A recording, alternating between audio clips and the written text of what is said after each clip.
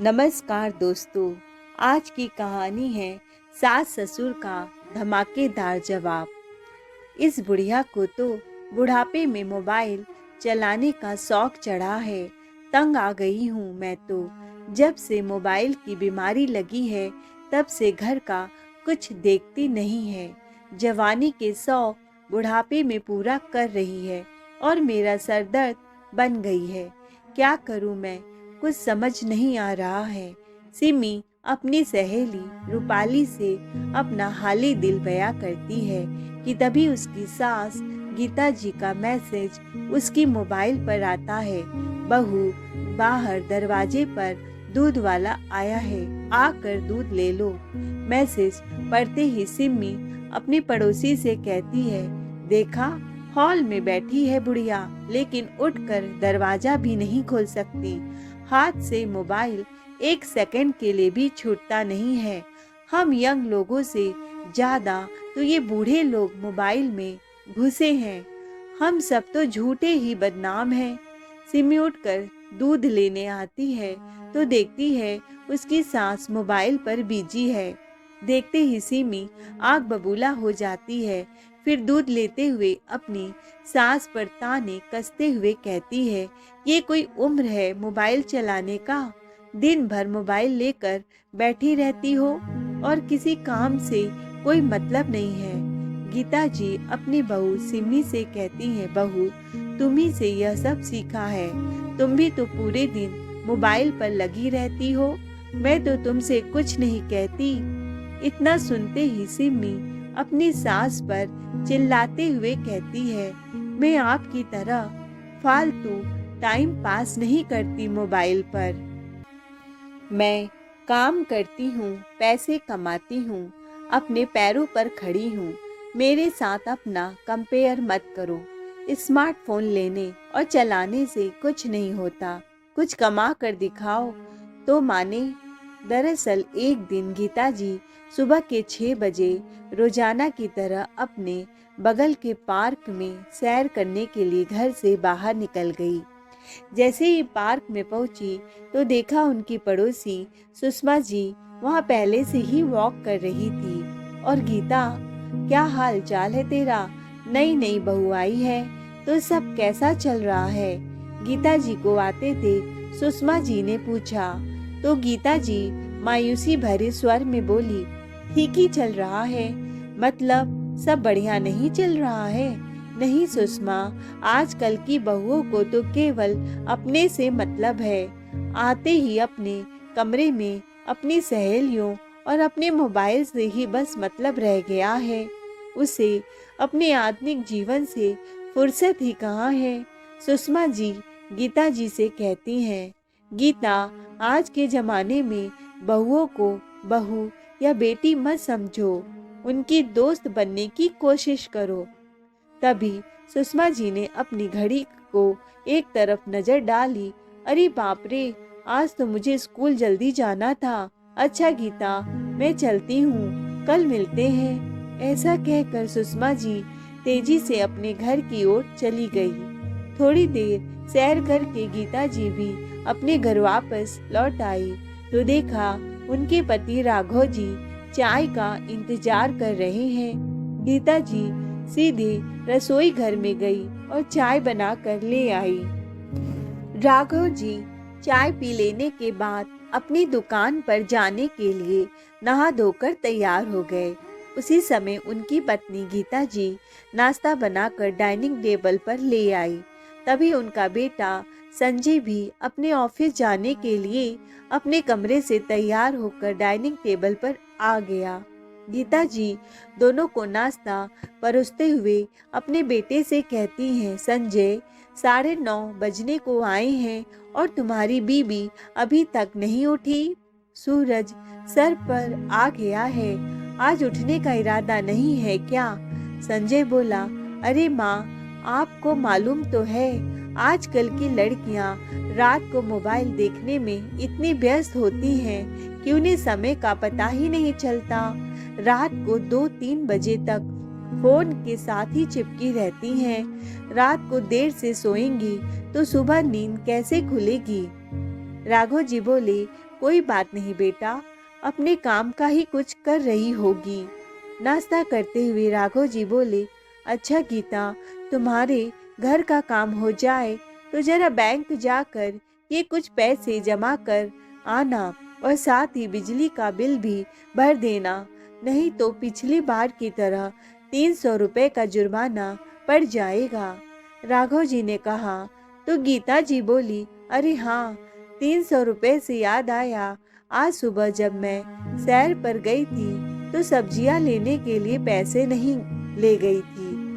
वहीं सुषमा भी सब्जियां ले रही थी तो उसने ही मेरी सब्जियों का पैसा अपने मोबाइल से 300 रुपए की ऑनलाइन पेमेंट की थी। उसे भी वो पैसे लौटाने हैं। ठीक है, लौटा देना।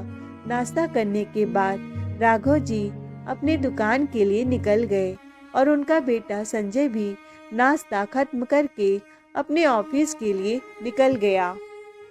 गीता जी बेटे और पति के ऑफिस निकल जाने के बाद अपने लिए चाय नाश्ता लेकर जैसे ही डाइनिंग टेबल पर बैठती हैं तो तभी उनकी बहू सिमी अपने कमरे से बाहर आई। उसे देखते ही गीता जी ने एक प्यारी सी मुस्कान के साथ कहा, गुड मॉर्निंग बेटा। लेकिन उनकी बहू ने कोई जवाब नहीं दिया। कानों में ईयरफोन्स जो लगे थे। फ्रिज से पानी की बोतल निकालकर वो गीता जी के पास रखी चेयर पर बैठ गई और मोबाइल में कुछ देखते हुए पानी पीने लगी। मोबाइल में लगातार नोटिफिकेशन आ रहे थे और सिमी पूरी तरह से उसी में खोई हुई थी। तभी गीता जी बोली, सिमी बेटा, ब्रेड पकौड़ी खाओगी क्या? तो सिमी ने बड़ी मुश्किल से मोबाइल से नजर हटाई और कानों से ईयरफोन निकालते हुए बोला, क्या कहा मम्मी जी? मैंने पूछा, ब्रेड पकौड़ा खाओगी क्या बेटा? नहीं मम्मी जी, कहते हुए सिमी फिर से मोबाइल में व्यस्त हो गई। गीता जी अपना सारा काम खत्म करके सुषमा जी को उनके पैसे लौटाने उनके घर चली गई। तो सुषमा जी बोली, गीता, तुम भी पैसे ऑनलाइन ट्रांसफर करना सीख लो। यह तो आजकल की जरूरत बन गई है। पहले मुझे छोटे छोटे काम के लिए खुद जाना पड़ता था, बहुत समय खराब हो जाता था। अब देख, कोई भी बिल भरना हो या बैंक का कोई भी काम हो, चुटकियों में हो जाता है, सुषमा जी ने कहा। तो गीता जी बोली, अरे नहीं, मैं तो अपनी पासबुक और चेक बुक के साथ बहुत खुश हूँ। इसी बहाने थोड़ी देर बाहर भी घूम लेती हूँ। मैं गाने जाने में ही अच्छी भली सैर हो जाती है। गीता जी की इस बात पर सुषमा जी चुटकी लेते हुए बोली, चल झूठी, मुझे तो लगता है कि बैंक के बाहर पानी पूरी का जो ठेला है, तुझे उसके पानी पूरी ज्यादा भा गई है। सुषमा की इस बात पर गीता जी हंसते हुए बोली, उम्र हो गई है लेकिन मजाक करने की आदत नहीं गई तेरी। तो सुषमा जी ठहाके लगाकर हंसने लगी। थोड़ी देर बैठकर चाय पीते हुए दोनों ने कुछ गपशप की और फिर गीता जी वापस अपने घर लौटी। तब तक शाम के 6 बज चुके थे। घर आई तो देखा उनकी बहू कहीं बाहर घूमने के लिए तैयार थी। वो बहू से कुछ पूछती हैं, तब तक बहू घर से निकल गई, ये बोलते हुए कि मम्मी जी, मैं आती हूँ। लेकिन जब रात के 8 बज गए और बहू नहीं आई तो गीता जी ने अपने घर से बाहर निकलकर अपना फ़ोन निकालकर अपनी बहू को फ़ोन लगाया, लेकिन दूसरी ओर से कोई जवाब नहीं आया। तभी उनका पड़ोस का बच्चा उनके पास आया। गीता जी को परेशान देखकर 15 वर्ष का पिंटू बोला, क्या हुआ काकी, आप परेशान क्यों हैं? तो गीता जी बोली, अरे बेटा, मैं कब से तुम्हारी भाभी को फोन कर रही हूँ, लेकिन वह कोई जवाब नहीं दे रही है, ना तो यह कुछ बता कर गई, और फोन कर रही हूँ तो तब भी नहीं उठा रही है। अच्छा, तो यह बात है, पिंटू मुस्कुराते हुए बोला, और फिर उसने अपनी जेब में से मोबाइल निकाला। मोबाइल में देखते हुए पिंटू बोला, काकी, 2 घंटे पहले भाभी मनी स्क्वायर मॉल में घूम रही थी और अभी 1 घंटा पहले भैया के साथ मेन रोड में कोल्ड ड्रिंक पी रही है। यह सुनकर गीता जी की हैरानी का ठिकाना ना रहा। क्या?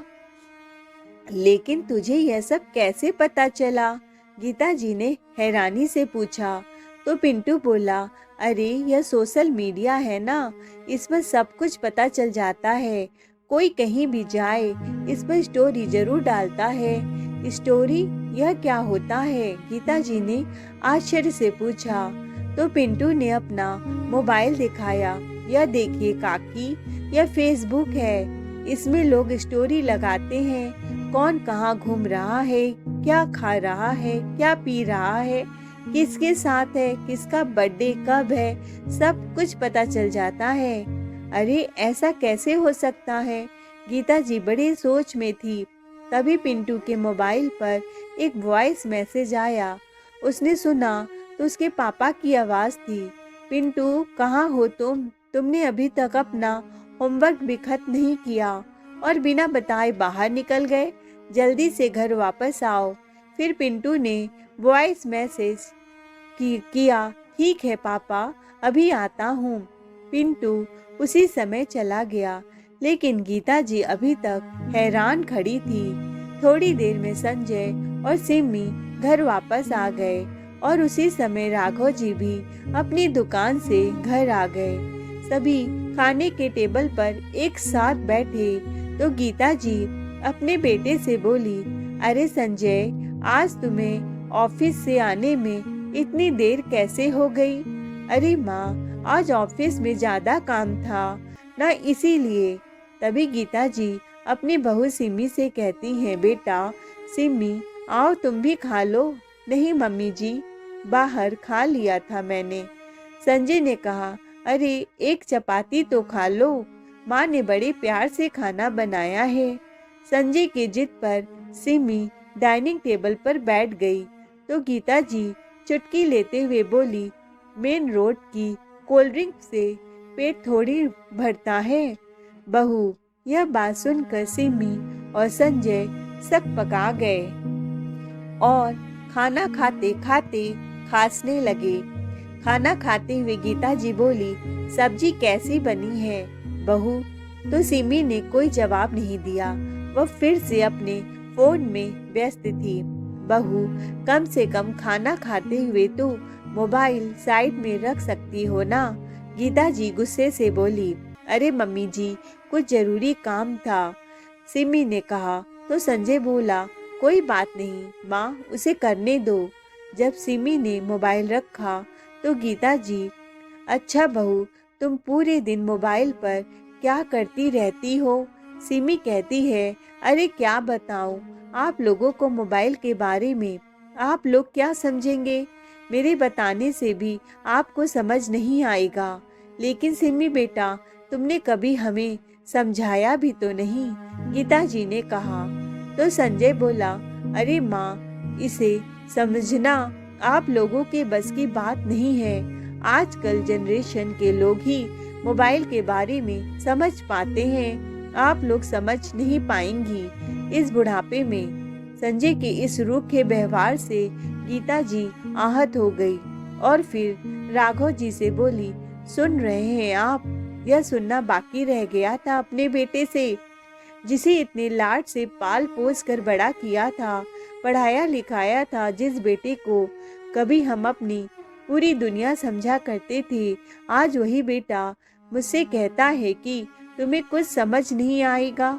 माँ की इस बात पर संजय गुस्से में खाना छोड़कर अपने कमरे में चला गया।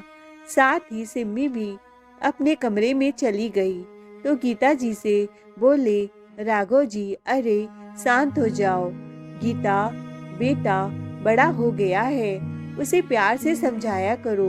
फिर गीता जी उदास होते हुए बोली, कितनी तेजी से वक्त बदलता जा रहा है ना, और बदलते वक्त के साथ बच्चे भी कितनी तेजी से बदलते जा रहे हैं। इतना बोलकर गीता जी अपनी आंखों के आंसू छिपाते हुए बर्तन उठाकर रसोई घर में ले गई फिर अगले दिन सुबह सैर करते हुए गीता जी ने सुषमा जी, जो कि उनके पड़ोस में ही रहती हैं, जब अपनी अच्छी दोस्त को अपनी परेशानी बताई तो सुषमा जी बोली, समय बदल गया है ना, इसीलिए आजकल के बच्चों को समझाने के लिए हमें भी उनकी तरह ही सोचना पड़ेगा, उनकी तरह जीना सीखना पड़ेगा। अब मुझे ये देख लो, सोशल मीडिया पर अकाउंट बनाना, ऑनलाइन पैसे ट्रांसफ़र करना, ऑनलाइन से शॉपिंग करना, बिजली का बिल भरना, यह सब मैंने भी तो सीखा है ना, तो तुम भी सीख लो। मेरी बहू क्या करती है, कहाँ जाती है, उस पर मेरी पूरी नज़र होती है। सुषमा जी की यह बात सुनकर गीता जी उत्साहित होते हुए बोली, अच्छा, यह बात तो बहुत अच्छी है। मेरे बेटे बहू का तो पता ही नहीं चलता। कुछ पूछती हूँ तो उल्टा भड़क पड़ता है। हमारे पड़ोस का बेटा पिंटू, कल उसने अपने मोबाइल में सोशल मीडिया पर उसकी स्टोरी देखकर मुझे बताया कि बहू मनी स्क्वायर मॉल में घूम रही थी। तो सुषमा जी बोली, अच्छा, पिंटू ने देखकर बताया कि तुम्हारा बेटा बहू मॉल में घूम रहे हैं। यह सुनकर सुषमा जी कुछ सोचने लगी और फिर बोली, मेरे पास एक आइडिया है। कैसा आइडिया? गीता, तुम भी स्मार्टफोन यूज करना शुरू कर दो, सारी प्रॉब्लम ही सॉल्व हो जाएगी। क्या? कैसी बहकी बहकी बातें कर रही हो? मेरी बहू जो घंटों मोबाइल में घुसी रहती है, उससे मैं पहले से ही परेशान हूँ। ऊपर से तू मुझे सलाह दे रही है कि मैं भी स्मार्टफोन नाम की मुसीबत पाल लूँ। बहू को निकालने की बजाय मैं भी स्मार्टफोन में घुस जाऊं। गीता जी की इस बात पर सुषमा जी बोली, अरे नहीं बाबा, मैंने यह कब कहा कि तुम स्मार्टफोन में घुस जाओ। जितना जरूरत हो उतना ही चलाना, लेकिन कम से कम तुम अपने बहू बेटे पर तो नजर रख सकती हो ना, कि वह कहाँ हैं, किसके साथ हैं, क्या कर रहे हैं। बात तो ठीक है, लेकिन एक प्रॉब्लम है। मेरा मोबाइल तो बटन वाला है, इसके लिए तो स्मार्टफोन चाहिए होगा ना। हाँ, तो इसमें परेशानी किस बात की है? बाजार से जाकर एक स्मार्टफोन खरीद लेते हैं, सुषमा जी ने कहा। तो गीता जी बोली, ठीक है, आज शाम को ही चलते हैं। शाम को जाकर दोनों एक स्मार्टफोन खरीद कर ले आए। लेकिन अब दिक्कत यह थी कि गीता जी को स्मार्टफोन चलाना नहीं आता था और बेटा बहू तो अपनी ही दुनिया में मस्त थे। इसीलिए उन्होंने अपने पड़ोस के बेटे पिंटू को आवाज लगाई और स्मार्टफोन कैसे चलाते हैं उससे सीखना शुरू किया। उसकी मदद से पिंटू ने गीता जी का फेसबुक पर आईडी बना दी। पोस्ट कैसे डालनी है, अपडेट कैसे चेक करने हैं, यह सब सिखाया। फिर रात में जब गीता जी बैठी अपना मोबाइल चला रही थी तो बेटे ने पूछा, माँ, ये किसका मोबाइल है? गीता जी ने कहा, मेरा फोन है। अच्छा, आपको स्मार्टफोन यूज करना भी आता है? उनकी बहू सिमी ताना मारते हुए बोली। तो गीता जी ने अपने मोबाइल पर उंगलियां चलाते हुए अपने बेटे बहू से कहा, अब अपना फेसबुक चेक करो। उनका बेटा बहू उनकी फेसबुक आईडी देखकर हैरान हो गए। राघव जी बोली, वाह, क्या बात है। तभी गीता जी की नज़र अपने पति पर गई। अपने पति से बोली, आज आपने नया कुर्ता पैजामा पहना है ना, बहुत स्मार्ट दिख रहे हो। चलिए आपकी फिर एक फोटो हो जाए। लाइए माँ, आप साथ खड़े हो जाइए, मैं आप दोनों की फोटो लेता हूँ। ऐसा कहते हुए जैसे ही संजय उनकी फोटो लेने लगा तो गीता जी ने कहा, अरे बेटा, हम दोनों की नहीं, चारों की फोटो लेंगे। वो क्या कहते हैं, उसे सेल्फी लेते हैं। तो संजय ने मुस्कुराते हुए अपने पूरे परिवार के साथ एक सेल्फी ली और गीता जी ने उसे फेसबुक पर पोस्ट कर दिया।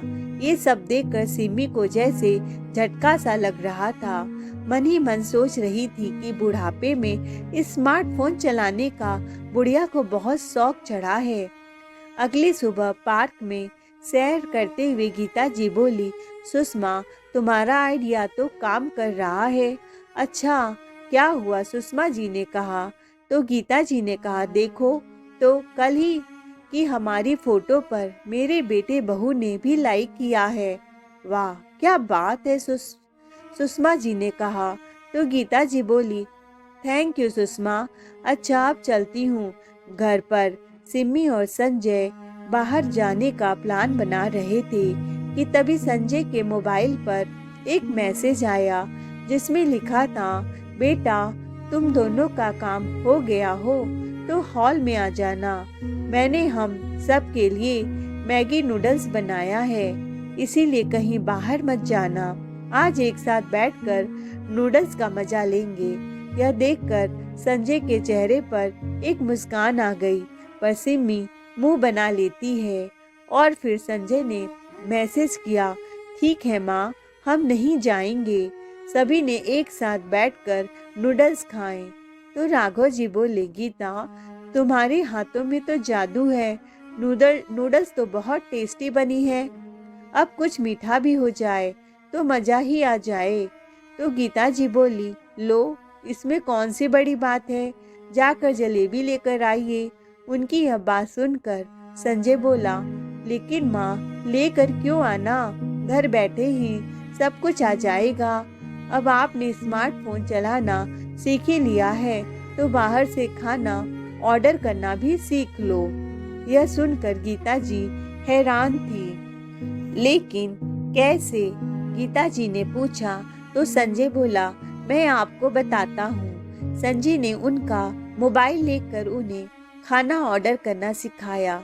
तभी सिमी हंसते हुए बोली, बस यही बाकी रह गया था। अब कल से घर में खाना नहीं बनेगा, सब ऑनलाइन ऑर्डर होगा। अगले दिन सुषमा जी का फोन आया और बोली, गीता, पार्क में आ जाओ, बाकी सब चलाना तो तुम सीख ही चुकी हो। तो आज तुम्हारा फेसबुक अकाउंट पर पेज बनाकर एक अच्छे से नाम के साथ शुरुआत करना सिखाती हूँ। फिर सुषमा जी ने गीता की दुनिया के नाम से एक फेसबुक पेज बना दिया और समझाया कि अब से तुम इसी पेज पर फोटो डालना। अच्छा, ठीक है। ऐसा कहकर गीता जी वापस जब अपने घर को आ रही थी तो उन्होंने देखा कि पिंटू मोबाइल के सामने डांस कर रहा है। तो पूछने लगी, बेटा, यह तुम क्या कर रहे हो? तो पिंटू बोला, काकी, मैं तो रील्स बना रहा हूँ। यह क्या होता है? गीता जी ने पूछा। तो पिंटू हंसने लगा। उसने रील्स के बारे में गीता जी को बताया। फिर पिंटू ने कहा, काकी, आप भी मेरे साथ डांस करो, आपकी भी रील बना देता हूँ। लेकिन गीता जी बोली, अरे नहीं बेटा, मुझे डांस करना नहीं आता। हाँ, मैं गाना अच्छा गा सकती हूँ। क्या इस रील में गाना गाया जा सकता है? हाँ काकी, क्यों नहीं। फिर पिंटू ने गीता जी को गाना गाकर रील बनाना सिखा दिया और उनका पहला गाना भी अपलोड कर दिया। गीता जी को लोकगीत, भजन गीत, भोजपुरी गाना बहुत पसंद था, इसीलिए वो यही सब गीत गाकर अपलोड करती। उनके गाने को कुछ लोगों ने पसंद किया तो गीता जी ने दिन में और 2-3 गाने पोस्ट करने लगी। इधर जब सिमी ने गीता जी की यह वीडियो देखी तो उसे मन ही मन बहुत गुस्सा आने लगा। उसने सोचा कि आज तो इस बुढ़िया के पर कटवाने ही पड़ेंगे। पूरा दिन बस मोबाइल लेकर बैठी रहती है, एक पार्सल भी उठकर नहीं ले सकती। आज आने तो दो इसके बेटे को, फिर क्या था। 2 दिन बाद संजय के दोस्त उससे मिलने घर आए। थोड़ी देर बातचीत करके जैसे वो जाने लगी तो गीता जी को देखकर संजय के एक दोस्त ने कहा, अरे आंटी, हम सब आपकी रील्स देखते हैं, क्या गाना गाती हो आप, बिल्कुल किसी सिंगर की तरह। पेज का नाम भी आपने बहुत अच्छा रखा है, गीता की दुनिया। बहुत बढ़िया आंटी। संजय के दोस्तों ने खूब तारीफ की तो संजय अपने माँ को घूर घूर कर देखने लगा। अंदर ही अंदर उसे शर्मिंदगी महसूस हो रही थी। दोस्तों के जाने के बाद जब संजय अंदर आया तो गीता जी खुशी से बोली, अरे मुझे तो पता ही नहीं था कि रील्स कैसे बनती है। यह तो पिंटू के साथ रहते रहते सीखा है। मैंने भी अपनी एक दो रील्स बना ली। सब लोगों ने बहुत लाइक किया, लेकिन तुमने लाइक नहीं किया। गीता जी के इतना बोलते ही संजय का गुस्सा फूट पड़ा। बस करो माँ, परेशान हो गया हूँ मैं आपसे। और कितनी शर्मिंदगी महसूस करवाओगी मुझे। कहाँ छोटा बच्चा पिंटू और कहाँ आप। मेरे दोस्त आपकी तारीफ करने की बजाय आपका मजाक उड़ा रहे थे। इतना भी नहीं समझती कि मेरे दोस्तों के बीच मेरी कितनी बेइज्जती हो रही है। संजय के इतना बोलने की देरी थी कि सिमी को भी मौका मिल गया आग में घी डालने का, अपनी सास को सबक सिखाने का। फिर उधर से सिमी भी आती है और कहती है, और क्या, तुम्हारी माँ को अपनी उम्र का भी ख्याल नहीं है। इस उम्र में उन्हें रील्स बनाने का शौक चढ़ा है। मेरी भी बहुत बेइज्जती हो गई। मेरी सारी फ्रेंड्स मुझे कॉल कर करके बोल रही थी, तुम्हारी सास कैसे वाहियात वीडियो बनाती है। इन्हें क्या लगता है कि ऐसी रील्स बनाकर, ऐसे वीडियो बनाकर, इस तरह के गाने गाकर ये फेसबुक से पैसे कमाने लगेंगी। इस तरह के देहाती गानों को कौन सुनना पसंद करता है। अच्छी कोई फिल्मी गाने गाती तो कोई बात होती, पर यह तो देहाती गाने गाती हैं। तभी राघव जी आते हैं और अपने बेटे बहू की बातों को सुनते हुए कहते हैं, जब मुझे कोई दिक्कत नहीं है तो तुम दोनों को क्यों दिक्कत हो रही है। इस पर सिमी भड़कते हुए कहती है, आप नहीं जानते हैं पापा जी, हमारी कितनी बदनामी हो रही है ऐसे गाना गाने से। और कौन सा माँ ऐसे गाना गाने से कमाने लगेंगी। अरे यह सब तो बस आजकल के जनरेशन के लिए, इंजॉयमेंट के लिए बना है। इन्हें तो बस अपने चूल्हा चौका से मतलब रखना चाहिए। गीता जी बोली, अच्छा, क्या तुम दोनों ने कभी सोचा अपनी माँ के बारे में। तुम दोनों तो अपनी ही दुनिया में इतना मस्त हो कि बाकी किसी का तुझे कोई ख्याल ही नहीं है। सोच कर बता, जब से तेरी बीबी आई है, क्या तूने कभी हमारे पास बैठकर 2 मिनट प्यार से बात भी की है। तू ही बता, आखिरी बार तूने कब हमारे साथ अपना हाल चाल बांटा था या हमारा हाल पूछा था। कभी हमसे यह भी पूछा है कि तुमने खाना खाया या नहीं। माना कि तुम बहुत बिजी रहते हो, लेकिन तुम्हारी पत्नी वह भी इतनी बिजी है।